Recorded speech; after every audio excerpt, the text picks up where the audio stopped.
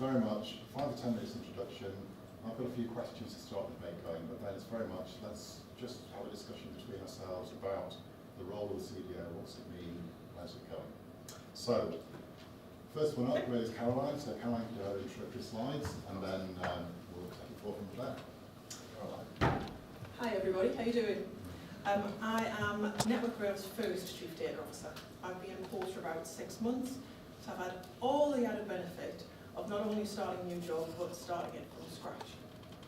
The Network Rail, like a lot of other organisations, it's large, it's wieldy, and it's slightly complex. We employ roughly 35,000 people, and we look after the train infrastructure for the UK.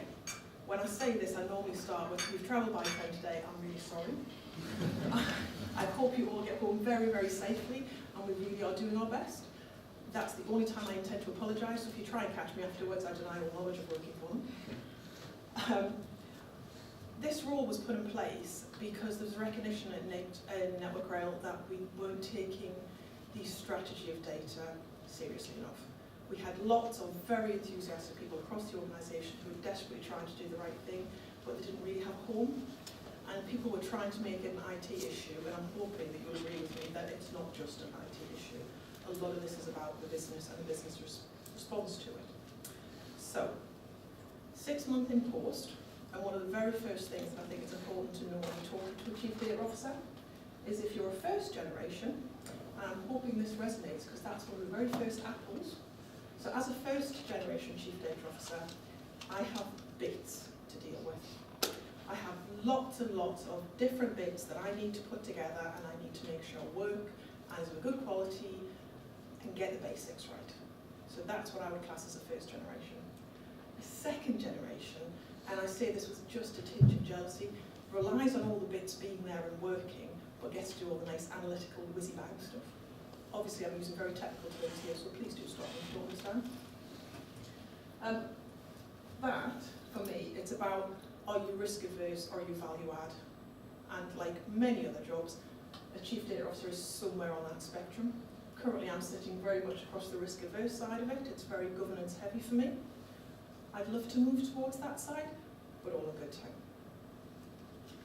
So this is a slide that I prepared 6 months ago to try and look at what I intended to do.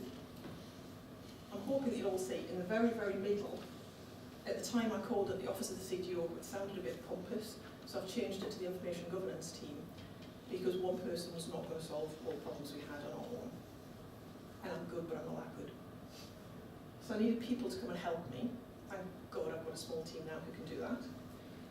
All the rest of those words have changed, and I'm running 3 main streams now across Network Rail. So the first one is around what I'm calling policy, but it covers policy, standards, procedures, processes, anything that has a governance element that helps people understand what accountabilities they have. Currently, and I don't think I'm letting the cat out of the bag, we have lots of different ones. We've grown organically across the organisation. They've never been linked together. Some areas we have gaps, in some areas they contradict each other. How on earth some of our staff are supposed to know what they're supposed to do, I have absolutely no idea. So that to me is part of getting the basics right.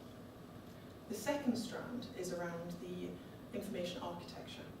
Now for me, we're taking that right back to the conceptual level, because we have had work in the Network Rail done that in the past, but it hasn't morphed and changed as the organisation's changed.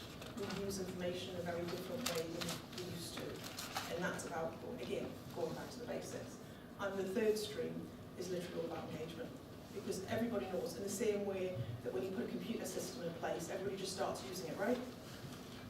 No. The change, the engagement, and the hearts and mind work are as equally important in the daily work as they are in the IT. So that's just a little bit about me, and hopefully you have lots of questions, because I love talking. And I'll pass on to Alex. Thank you. Thank you, Caroline.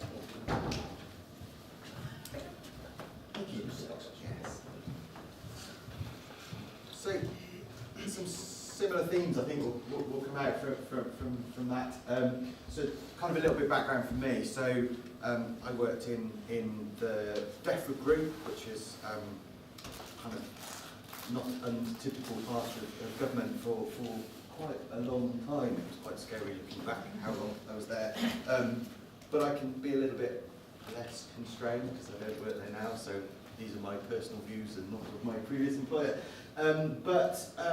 Just, and I think there's a similar thing that you see with lots of people, I think, who kind of move through the kind of data functions within organisations. You kind of move from the kind of working with data and kind of managing and designing data through the kind of leading data teams at a smaller level to the kind of more strategic, and you kind of see that trend a fair amount.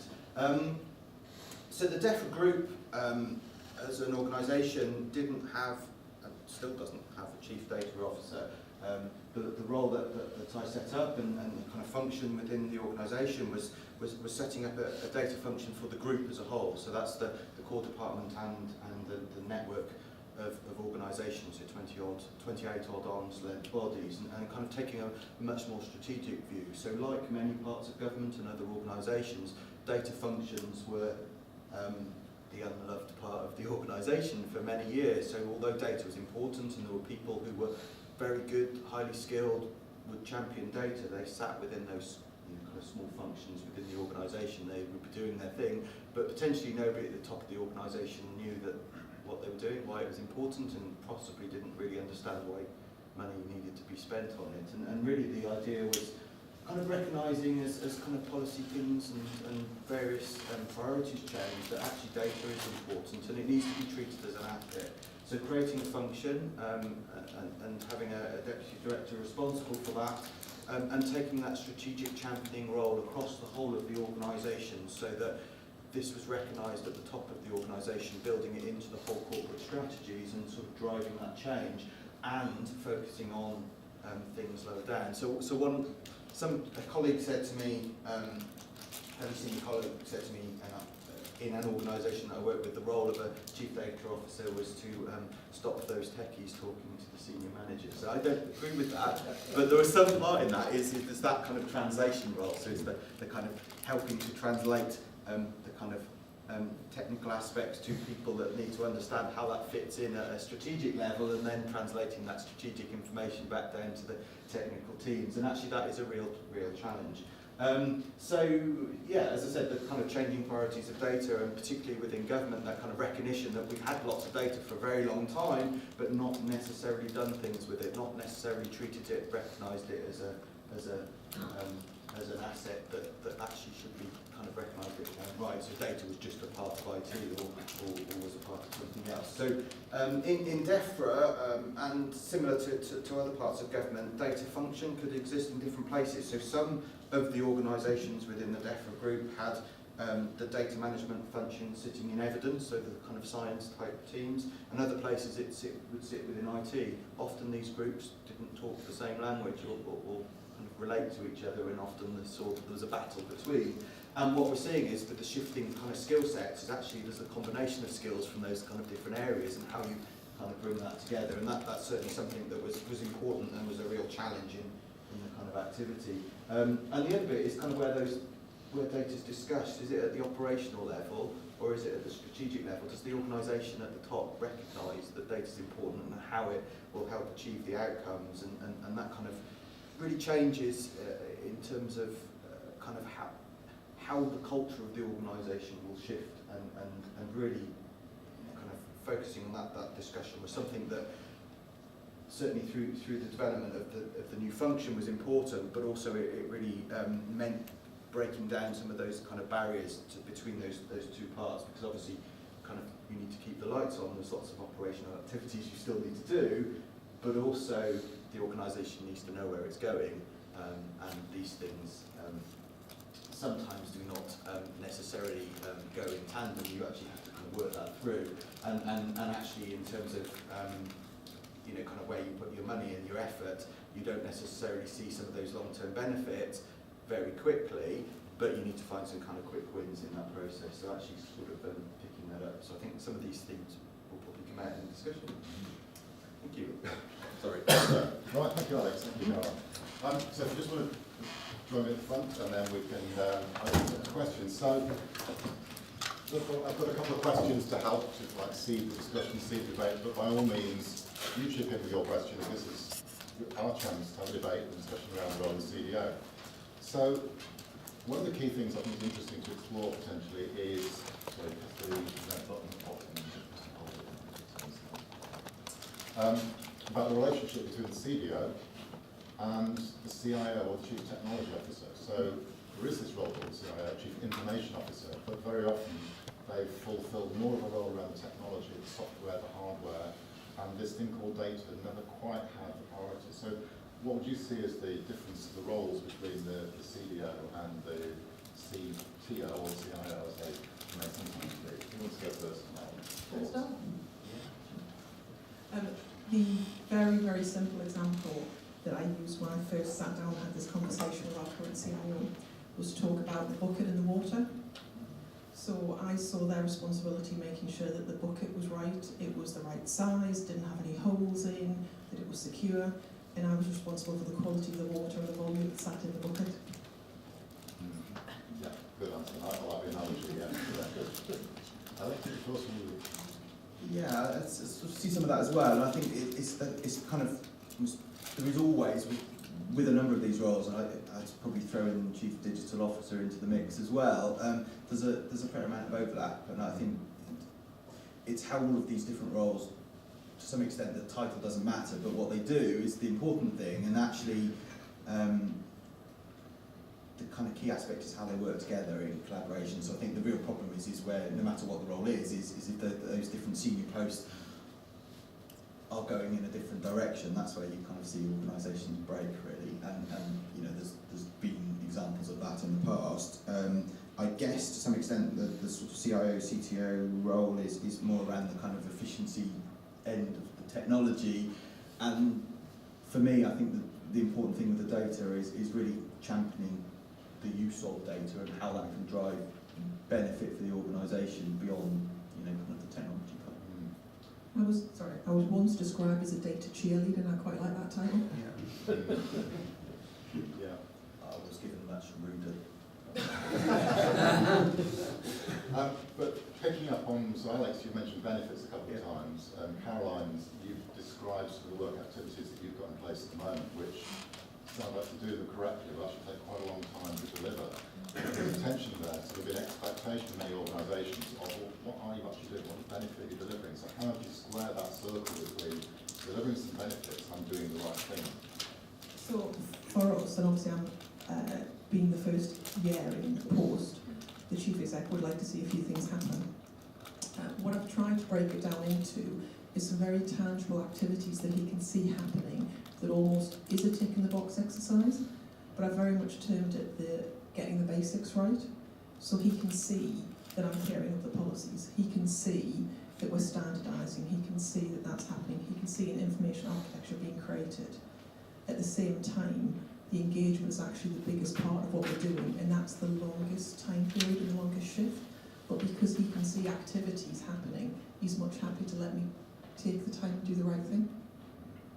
Yeah, I think a lot of similarity. I think it's that sort of breaking things down into much smaller components and kind of getting those quick wins. So and also, I think focusing on the kind of story that you're trying to tell, the outcomes that you're trying to achieve, rather than necessarily how you're going to do it, and actually then demonstrating those kind of outcomes. So you know, through the process, we had some advantages in Defra. We had the Secretary of State at the time that was kind of championing it. That kind of helps in terms of getting the buy-in from across the organisation, because you know, when the top of the office is shouting it as really important at every single speech that they give, that helps. But that gets you so far. You still have to bring the organisation alongside, and then it's really trying to find things that will solve people's particular problems, and to some extent helping them describe their problem in a way that is achievable to do something about. And I think, you know, that's been an issue for a lot of you know, a lot of people will focus on the data set that you've got at the moment. What are you going to do to change it? What's the system that you're going to manage it in, rather than what's the thing that you're trying to achieve. One of the very simple things that we did was start to pull information and data related activities together, because before, when the organisation was talked to, we had the FOI team would go talk to them, data protection would talk to them, information security would talk to them, so they're being bamboozled by lots of different areas. Now when we talk to them, information as a team would talk to them, but they get the same kind of messages. It's slow, steady, easier and consistent. Yeah, so to to kind of finding some targets as well. So I mean, Defra had a number of times there had been attempts to identify what data sets the organisation had. So you would always have an idea for a certain percentage. It's got, you know, it's a very disparate set of organisations that had the history of sharing data but didn't necessarily know what it's got. And there was always an excuse or a reason by particular parts of organisations to not get on and do that, so they would kind of declare a little bit, but you'd always know it wasn't a huge amount.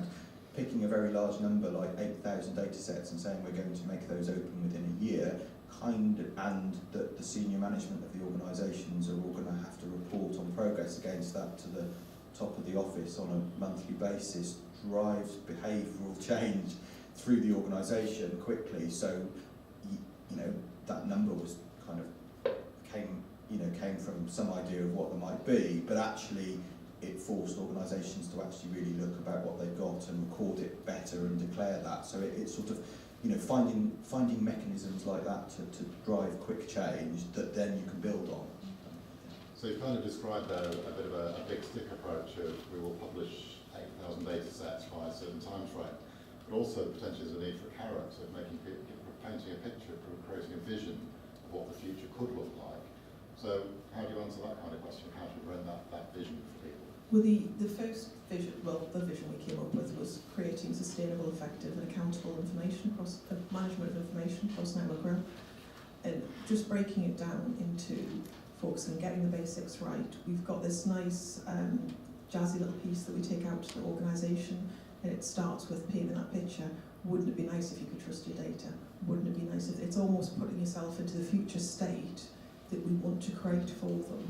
And that's the way we sell the comms. So it's about creating this nice utopia and how we need their help to get us there. Yeah, finding examples that you can kind of use as that sort of thing that can make it real for somebody who's kind of finding difficulty in seeing why they should be putting all of the effort of their team that are doing lots of other things that were also a priority, and you know, finding that little thing that they can kind of have as a hook and go, now I understand what it means, and sort of putting some effort in that. I think one of the other things is around kind of providing some protection for people, because there's lots of people in organisations who want to do this. It's giving them the freedom to do it, and giving them the permission so that they can kind of get on and try some new stuff. Yeah. Yeah, I hope our also creating a bit of community there. It helps them know they've got a centre to come to, because in a lot of cases they don't know where the pockets are. Yeah, and some organisations have created reward schemes, you know, where somebody highlights, you go out to the organisation, you get some kind of examples of the stuff that's gone, and somebody gets, that gets kind of highlighted higher up in the organisation, and you kind of have the sort of civil service awards within government and in other organisations, the kind of data champion or something gets an award, and just that has a through time that creates kind of the ability. Organisations and the people within the organisations begin to see the kind of cultural change, and the sort of momentum builds up, I think. Just some positive reinforcement. So I'm chatting about that, and you want to I suppose I just wanted to quickly jump in and comment on some of the questions you put forward, about the roles, the distinction of the roles, the value add, and so forth. A lot of my clients at Deloitte that I've come across, the most basic thing that we struggle with is the definition of data, right? Because people use interchangeable defining information, data, and so forth. So that understanding helps make the distinction, answer the question as which role, the different roles, and also what value we're trying to get out of this information or data or whatever it is. And I think, I don't know if this is similar. Yeah, so two questions there really. So one is about the value, but the one that we could actually, how many hours have we got debating about the difference between data and information? It'd just be interesting if you can just give just a quick thought from yourselves about data and information and the differences. I'm going to say something really controversial, so please let me outside the room. for the majority of people in the organisation, they don't need to know nor care what the difference between data and information is. They should be able to focus on what outcome they're trying to achieve in their job. So you need to learn the language that they're talking about and you transfer it into it. When you do talk about data and information, in a lot of cases, you see people's eyes glaze over. I had a conversation a year ago with a bunch of other data-minded people, and one of the first things they said was, well, we know this is a boring subject. And I told them they were in the wrong job, because I think this is an amazing, interesting area. And if the people who are doing it aren't passionate about it, then, oh my God, we're in trouble. Yeah. But I think I agree with your point. There's a lot of confusion out there, and I think we just need to take the confusion out of it and take a step back and help the business focus on what they're trying to achieve. I heard a quite good description where there was a kind of workshop with 20 data people in there, and they kind of went through that process of defining data, and I think there were 50 different definitions that came out of it. You know, to some extent, it's dependent on what you're trying to do and who you are and the context of where you've come from. So, yeah, I think sometimes kind of coming at it from a different angle is probably the way to do it. Yeah. Quick thoughts on value. We talked about benefits, so it's partly the same thing, really. I personally don't think we should be doing anything if it doesn't deliver value in some way, shape or form. So that's a constant check that we all need to ask ourselves. For me, if you remember back to the pension that I put in place, the risk avoidance right now is of greater value than trying to drive a value creation exercise. You know, I would certainly add to that. I think one of the things that we found through going through the process is the amount of the data that was collected that wasn't actually needed. There was zero reason that could be found for why it was created in the first place. So actually, you know, you can make some quite big savings just by not doing anything anymore. You know, we collect it because, well, we always have. Yeah, this sort of leads on from the previous question, I think. You mentioned the word quality and quality of data and ensuring, and do you have any firm ideas or definitions what you mean by that term quality? Or? For me, it comes down to trust. So right now in Network Rail, we waste an awful lot of money because we don't trust the data that people are presented with. So they redo surveys which cost an awful lot of money and actually can cost people's lives, literally, in Network Rail. Every time we have an engineer on a track, they're in a potentially life-threatening situation. So for me, the less time they spend on track, the better. If we've done it once, that should be good enough. But the relevant measurements might be wrong or can't be trusted. That's the sort of thing. But that's the sort of thing that we've been having in the past, Yeah. or that it's not to the right gauge level, or somebody did it in centimetres and they wanted it in inches. I mean, the list is endless on what they could be. For me, we should be able to do things once, and that's enough, and people get everything they need from that. Does that make sense? Yeah, but it's validation, it's verification, that's what it's all about, isn't it? I think to some extent as well, is it good enough for what you need to do? Yeah. And recognising that also as you design new data sets, is you try and design in some flexibility so that you're designing it for other potential reuse. So having context and having some information around, you know, how it has been collected and for what purpose, and so that when somebody else tries to use it in the future, at least they've got some of that information So there. those things need to be quantified, don't they? Well, what about, following on that question then, so if quality is important, and you mentioned the bucket and water analogy, which is quite a good one, but the content is responsibility of the end user, isn't it? And the definition of the quality is the definition of the end user. So how does that come into the role of CDO in terms of getting the end users to take responsibility for creating that? Because they're the only ones who can judge whether it should be in centimetres or inches, aren't they, in reality? Currently, for what we're doing, I completely agree with that. The doing sits in business, it has to. They know their jobs far better than I ever will. Up until recently, they hadn't realised that was part of their role. Right.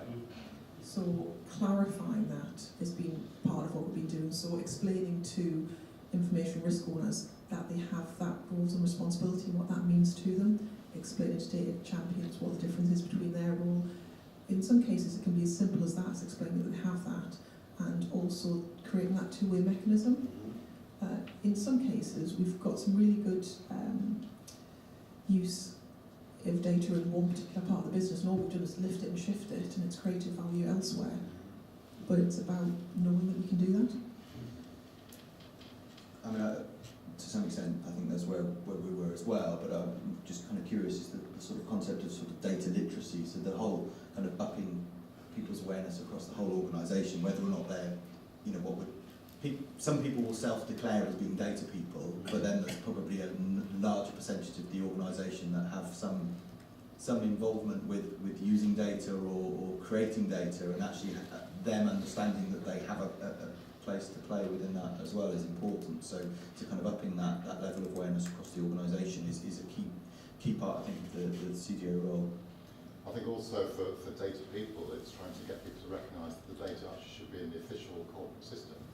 And just because the data is in Excel that they've got access to, but people doing strategic planning or strategic decision making, they can't get to it, that's not necessarily doing the right things with data. So, interesting, any thoughts on trying to avoid Excel hell or trying to contain it a little bit from where it currently is? I think I can actually feel a shiver. Yeah, I was going to say, I can feel a shiver go down my spine when you talk about Excel.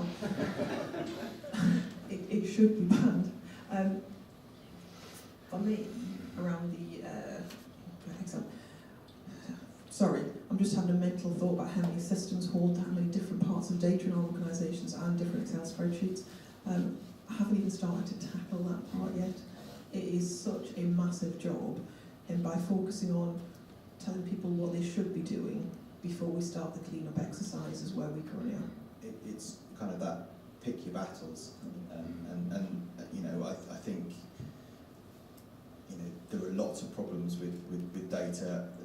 One of the problems with an organisation like Defra is you've got a large number of people who've come from doing science degrees some time in the past where they have used Excel as part of the analysis for doing their degree, and they think that means that they understand data and how it needs to be managed, and actually that kind of legacy is got some huge benefit because you've got people who really are familiar with doing analysis, but actually it comes with problems, and it does mean a lot of potentially bad practice will be pretty endemic across the organisation. You have to find ways of tackling it. It might be a significant amount of work. It's one of the things that I think the CIO and the CDO have in common is that everybody thinks they understand data and everybody wants a home PC, so believes they understand IT, right? Gentleman first, and then move on. I'm a data scientist, and one of the things that I find that is a complete pain in the neck to deal on a daily basis with my board is when people that are not data people ask me all the time, what data can we monetize? And I'm trying to build a long-tail business where we don't sell our data, we actually leverage from our data and make better products and services. But still, there's a lot of boards completely chasing the data of people as to what can we monetize, what can we, and at what level are you in your current situation without having to deal with that, or it doesn't exist? Oh, I'm extremely lucky currently because we were having so many problems that they've kind of left that alone for now. And I think by painting that picture of that's where I want to take us, so my long-term strategy takes us in that direction, but I've been very realistic with them about how long-term I think that's going to be. Yeah. Sorry, that doesn't really help you very much, does it? No, nice to share. Defra was in a position of, you know, parts of the organisation were selling data,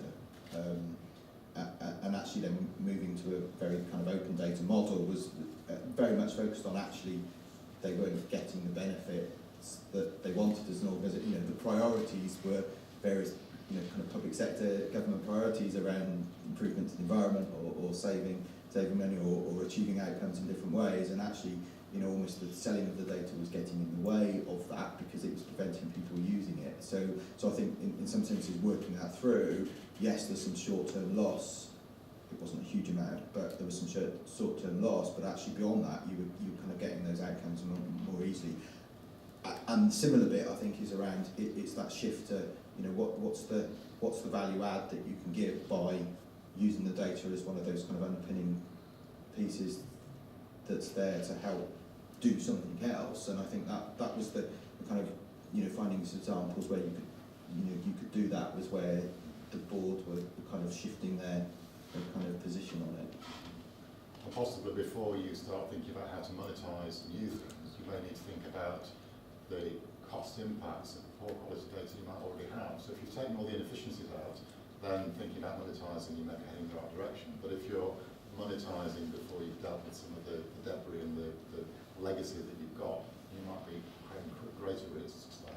I had a lovely conversation with a very senior member of our board, which I won't name because that would be very career limiting, last week, who came in and told me he needed a data lake. So I pointed out that if you don't have governed data, all you have is a swamp. So it's much better to have a small set of governed data that you slowly grow, and it's much more use to you than trying to create a vast empire of goodness knows what. Yeah, sorry, gentlemen over there. I think it just follows on from that actually. Technology investment drives data strategy very often nowadays. And in reality, data strategy should really drive technology investment. How do you feel about your organisations at the moment? Where are they? Are they still driving technology first, or is it data first? I think we're moving this on quite well. So Network Rail has a bizarre funding mechanism, so we're funded 5 years at a time. So we're currently 3 years into a 5-year plan. Got 2 years to go, and we're already starting the funding bid. So we bid to the government for how much funding we get in 2 years' time. Currently, I'm stuck with our existing model because I've come halfway through a cycle. But I do spend an awful lot of time with the information strategy team. Going forward in the new bidding cycle, actually what's happened is that myself and the people who are putting the bid in for technology around information systems have been working very closely together, so I'm really pleased with the way that's moved on. I wouldn't say it's either driving right now, I'd say it's very collaborative, which for me is perfect. So 6 months out, I can't probably say where it is now in the organisation. The direction of travel was similar. It was trying to kind of do those things in parallel. I think that the big shift I think that we saw was rather than the data strategy being a sub part of the IT, the IT or the digital strategy, it was a thing in its own right that reported up to the executive committee of the Defra group, as opposed to just being a small part of a kind of enterprise architecture spend for shifting the technology. Yeah, hi there. There's a bit of regulation that's coming down, GDPR. I was just wondering how worried you are about that, especially with legacy systems. And there was a good talk here a couple of weeks ago, and it'd be a good way to get some understanding. But there's a number of acts in the regulation, and none of them are being defined. So I was just wondering whether you said you're on a 5-year cycle, and lots of people are talking, lots of bits, the monetisation of data, and the GDPR puts a lid on that because you have to have this explicit consent, and to me it just looks like a nightmare. So I think you used the right word. I think it's going to be a complete nightmare.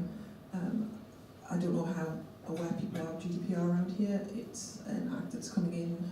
I know it's European legislation, but I'd put money on we having exactly the same thing. If we haven't, we should, so it's going to happen. It's a lot stricter than what we're currently dealing with now, and a lot of organisations are already struggling to deal with what we have now. Personally, I think that we'll make best endeavours to get there, but I think we'd cripple ourselves financially if we try to follow the letter of the law on that particular one.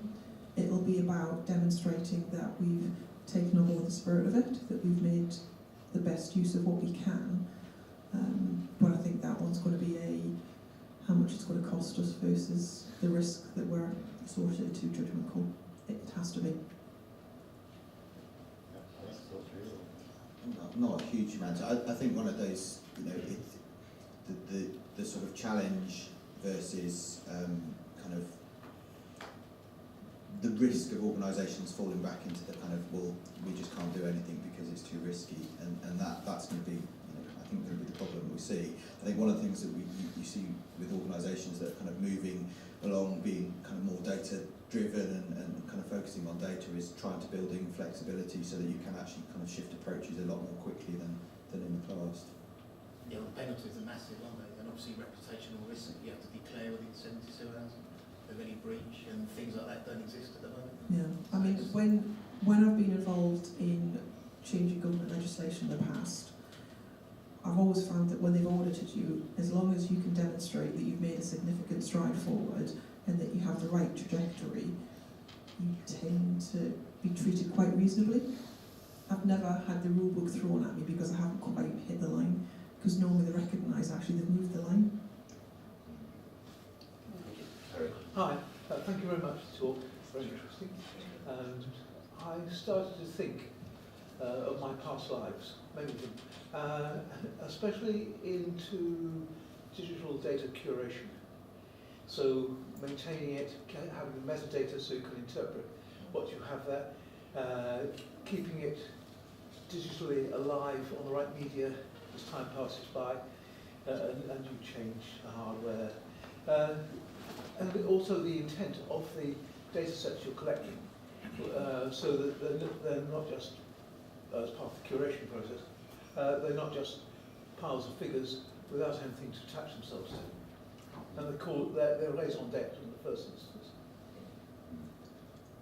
So I'm sorry, that sounds more like a statement than a Oh, question. so are you following these tenets in order to keep your data meaningful? So dealing with your digital legacy, really. Yeah. Am I yet? Probably not in the way that I would want it to be. I've started talking to an organisation called CILIP, which is the Chartered Institute. It's similar to the organisation we're in here, the British Computer Society. So CILIP deals with information professionals, and I'm on the board starting January with CILIP, because I think there's a lot we can learn from them, and also there's a lot of, I think, shift in thinking, because they tend to pigeonhole themselves, and I believe that there's a lot of cross-learning that we can all do. So the ambition is 2, yes. Are we there? No. It's a real challenge, and I think one of the kind of focuses for us kind of initially was around shifting to the bulk of the data being stored and provided in the future through open standards. So at least that gave you some chance of kind of getting back to stuff if a kind of proprietary system ceased to exist. So that kind of was the kind of initial focus. But actually, even that can result in some kind of real challenges as you're kind of looking back at some of your kind of complex legacy. Any more questions from the floor now before I chip in with another one? I was going to ask about where you get your resources from. What kind of people make good data managers, and how do you train them up, or how do you develop the competencies they need to do that job? I hired my team internally, so I went for people with the right attitude, enthusiasm, diverse skills across the organisation, and I'd say we're still on that learning curve, so we're looking at different kinds of training courses that we're sending them on. I've got them reading every book I can find their hands on it. So they were badge data management only when they entered your organisation, they weren't doing that before? No, they weren't. So a few people were very enthusiastic amateurs. We worked with some consultants to help us on this journey, because it's a long-term journey. Obviously, it was about pulling in the organisation, helping it grow. It felt wrong to bring in external to tell us what to do. Yeah, so similar in the sort of the team within Defra, as a kind of recognition, there was a lot of people who would self-declare as being data people. It was kind of finding the right ones within that kind of mixture. So a lot of people had a long-term emotional attachment to particular ways of working or particular software or techniques, and maybe they weren't maybe not what was needed for driving some kind of innovation work or a particular piece of change. So it's finding some kind of champions within across those groups, and then persuading their host organisations to provide those champions to the central team. once you've kind of gone through that process, you can kind of start growing it out from there. But I think, you know, one of the key things is recognising you're not going to get lots of perfect people, you know, people with all the skills that you need. What you need to build is a diverse team, both in the kind of traditional sense of diversity, but actually in terms of the skill set. So, you know, you want some people that have got some strong kind of IT, technical, you know, developer skills. You want people with some good data modelling skills. You want some people who know how to use and analyse the data. You want some people who can tell the story and actually the communication skills. And actually that whole mixture is what you need in a team. They don't all need to be in one person, because you can't afford that person. If you find that person that can do all of that, can all have them? They may well exist, but I suspect they're more expensive than any of us could afford. Just need to clone them. So Yeah. what do you think are the key skills and characteristics of a good CDO? I was at a CDO conference last week, and funny enough, we were asking ourselves this question. Every single one of us had a completely different background.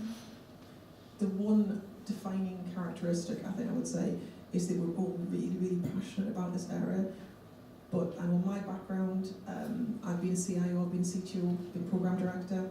I obviously have the attention span of a gnat, so I keep changing roles. But there was a lot of business-orientated people. There was literally no area that I could pinpoint what most of the CDOs are coming from that area. It's why it's so exciting to be a CDO at the moment.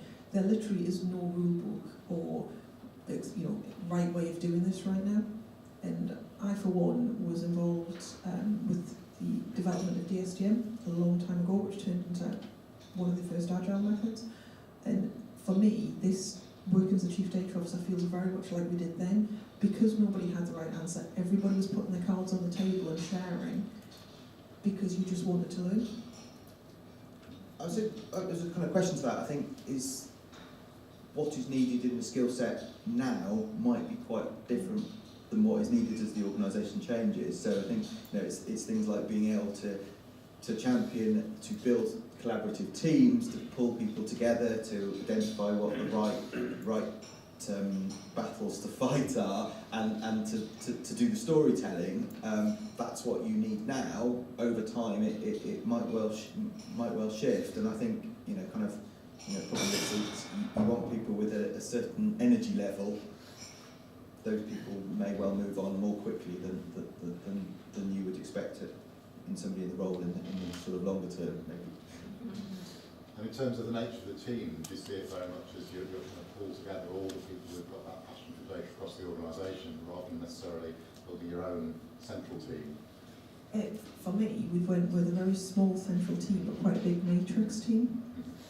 So not all of the different areas sit within my direct control.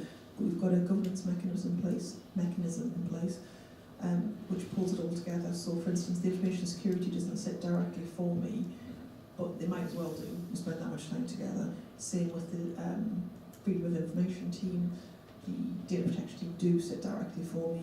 The information champions sit right across the whole organisation. So it's looking at what kind of model fits the organisation, and that was the right one for us.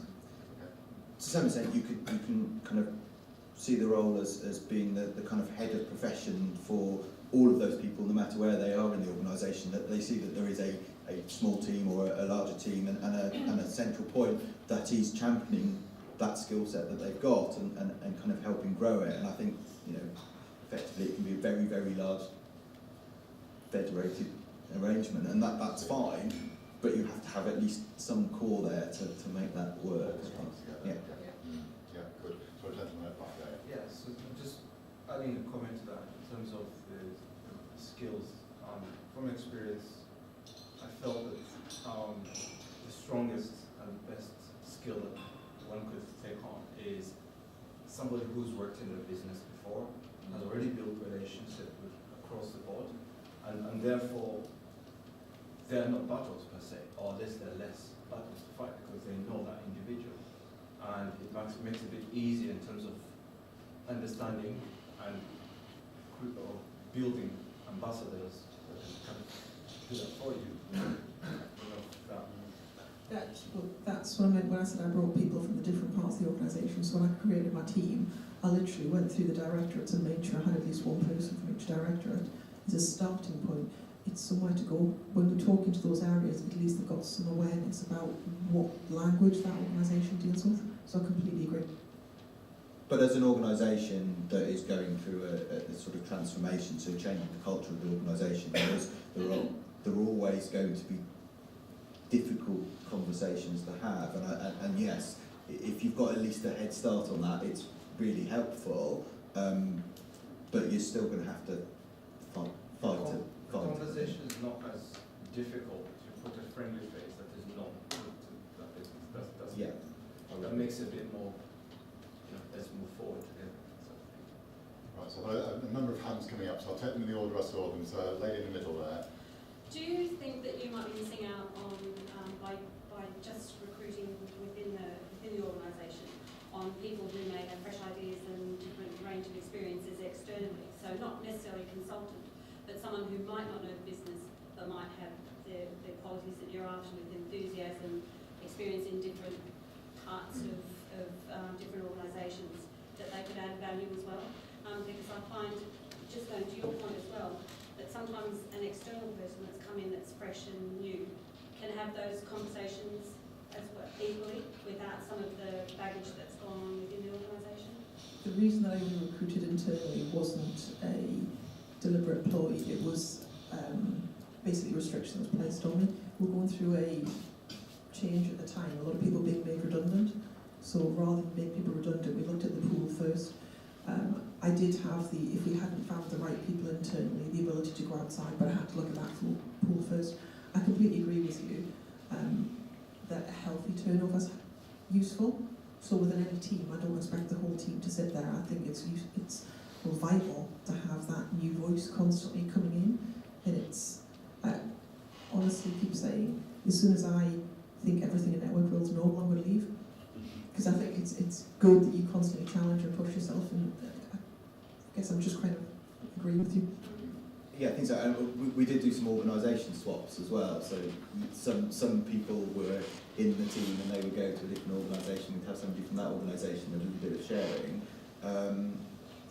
There's a difficult balance, because I think what you're trying to do is you're never going to be able to afford to change all of the people in your team, even if that was a good idea. You need to. You don't want to be in a position of these people, particularly in data teams, who felt that they've always been wanting to do this or champion it in the past but have never been able to because of the organisation, and then suddenly you're bringing a whole set of new people in to do what they wanted to do, and that can cause issues. So it's around getting the balance right. Yeah, thank you. I still feel this job has got so many different strands in it and so many challenges in it. So you've got the technical one, and a lot has happened in technology associated with data over the last 10 years that I think many people haven't noticed it. Then there's the business aspect, and the business becoming hopefully in some organisations more aware of data. And you've got the legislative side, which is increasing, and GDPR is going to distract all attention, I think, toward the end of next year. So some of the challenges are going to get solved. Some are just going to stay there as an irritation. What's going to pull ahead? What do you think is going to be the future for people in your position? Oh, question. Sorry. Good question. Do you want to take that one first? Neat sidestepping. Yeah, we'd love I think everybody would love a sight into the future. I think change has always been a sort of a constant. Perhaps the kind of pace of it has increased, and actually, to some extent, you're right. On the data side, the kind of shift in technology and kind of what's possible has massively driven things in the last couple of years, and I don't see that changing. So to some extent, I think the role is around trying to kind of juggle an awful lot of things at the same time, and actually that's comes with some excitement and some kind of interest, but actually you've got to kind of nail what the organisation needs to achieve. So I'm not sure if there's one particular thing that's going to kind of help with that over the next couple of years. More people coming out of out of kind of through the education with experience of using some of the kind of newer tools will potentially make it a little bit easier and cheaper. But no, I've had a chance to think. Thanks for that. I think that you're right, things are going to fall by the wayside.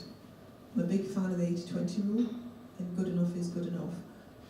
And the other thing I'd throw in is that it's not just one person doing it. So you talk about the technology, which is where I drag my CIO in, and we start to do it together.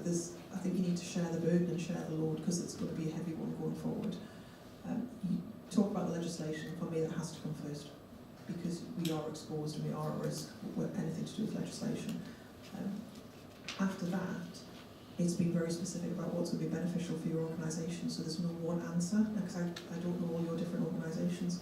It's about what areas that you need to target and getting those good enough.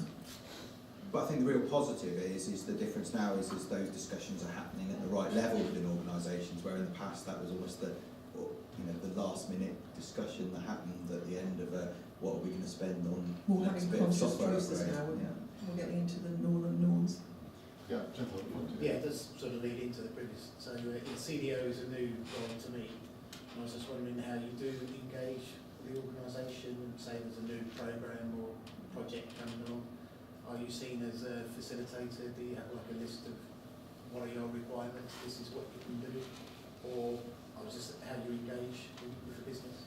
So for us, we had some spend control kind of activities. So in terms of getting in at an earlier stage within the process, some of it was around the kind of education of so within government you kind of have policy functions. In the past, the kind of data and technology would be at the end of that process. So we've decided what the whole policy arrangement is going to be. Now build as a thing to do it.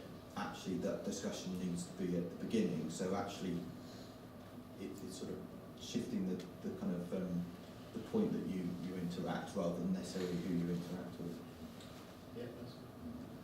Yeah, for me, I'm trying to get across to the organisation the importance of spending a bit of time up front to get it right.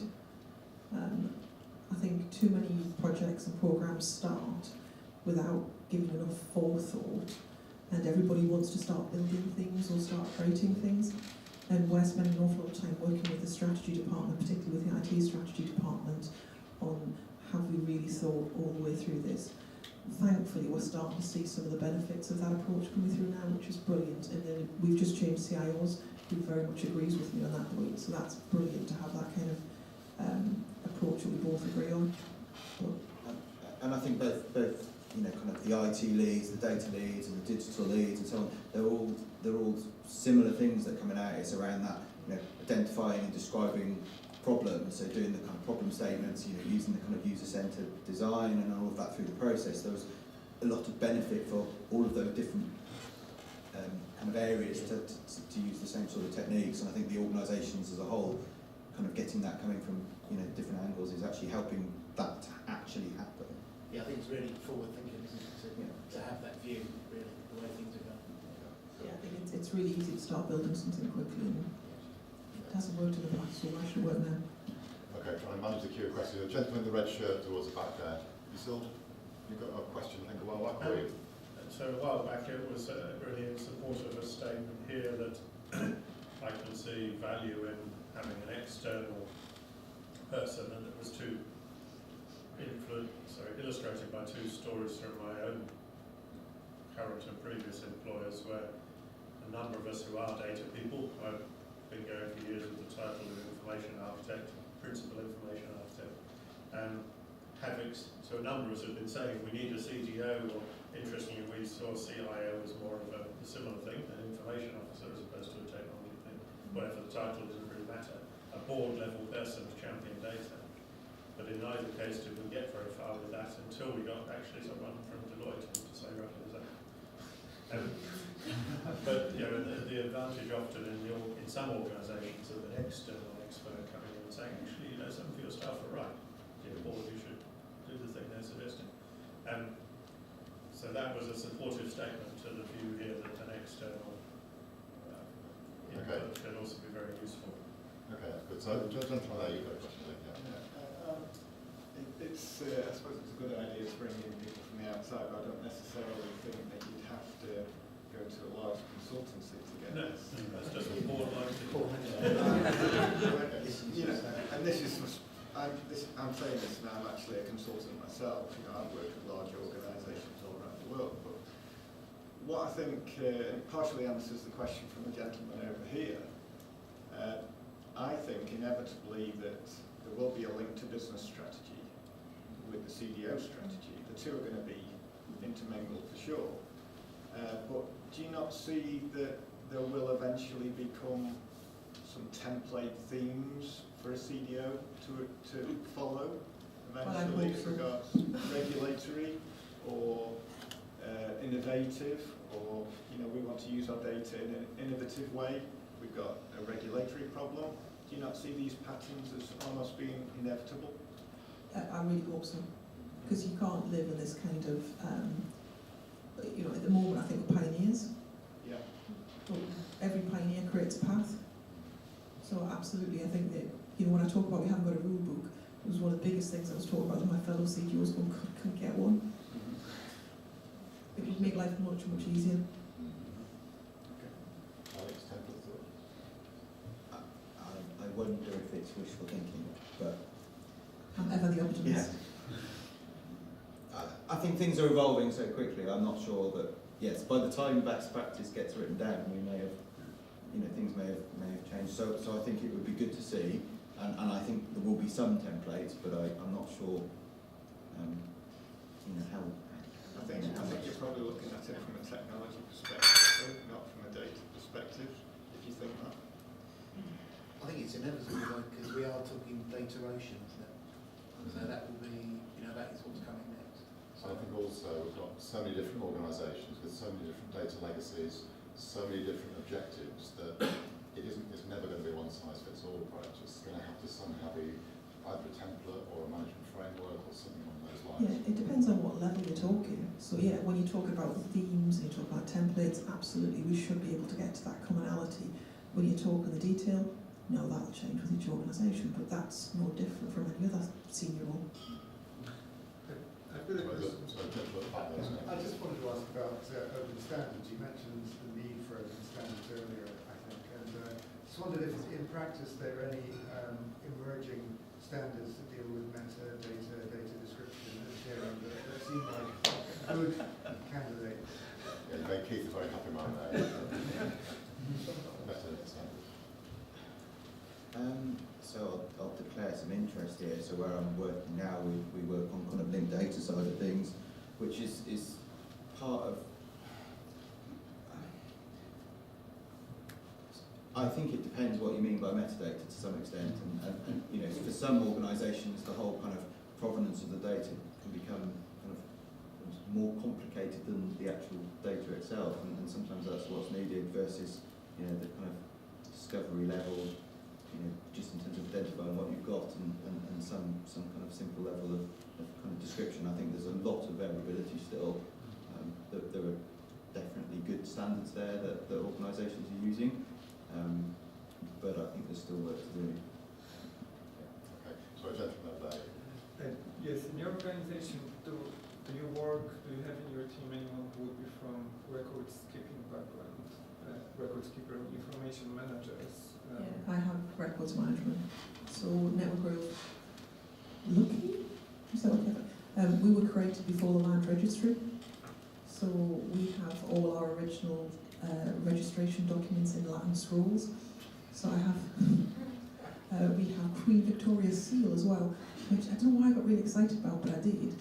And the original Brunel drawings, for instance. So yeah, we literally go back to records of that type before we even start on any of the modern ones. So yeah, we do. Yeah, similarly, I think we also the sort of library functions got kind of moved into the data team, and some of the kind of similar skill sets. And we were also kind of opening cupboards and finding records from just after the war and kind of early days of math and so on through the kind of process, and you know, the been in cupboards that haven't been opened. I kid you not, about a year ago we found a cave we had a cave full of stuff. I asked people to take stuff out of the cave. I mean, in terms of skills, I wonder, You don't need a lake, you need a cave. I wonder how the information professional and somebody with record-keeping background or an archivist, I mean, there's a lot of talk about data preservation in the archive and record-keeping professionals, so this is something very much that you do. And I don't know if there's like overlap, because there's a lot of talk about linked data within private and public sector, within archive sector, yeah. So I think that there's some sort of overlap with that.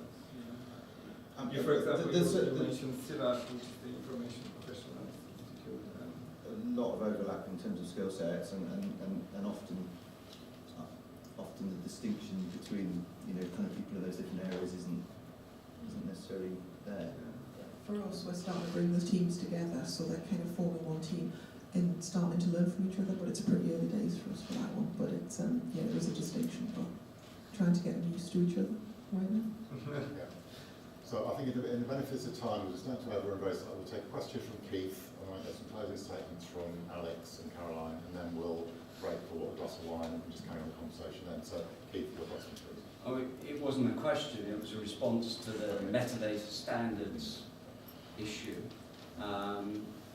There is an international standard, 11179, for a metadata registry, where you can register metadata so that you understand what that metadata is for.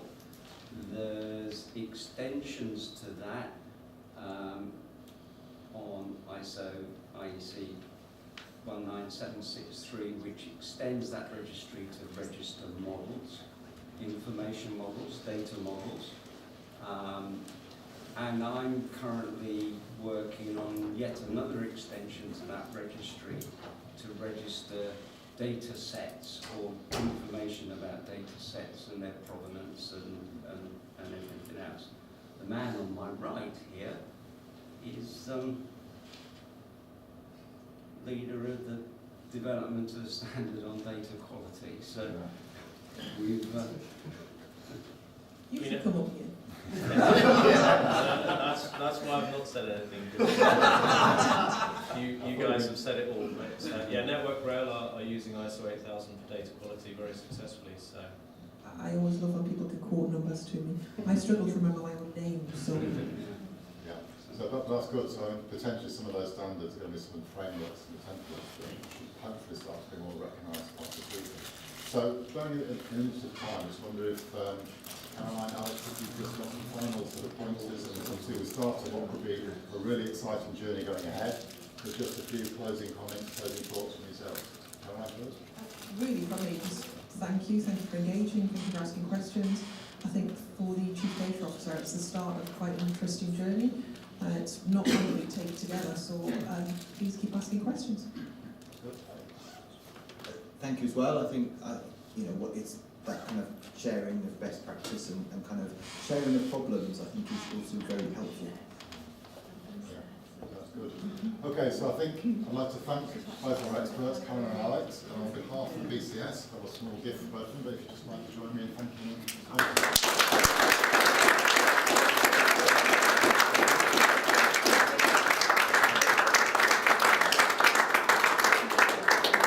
Thank you.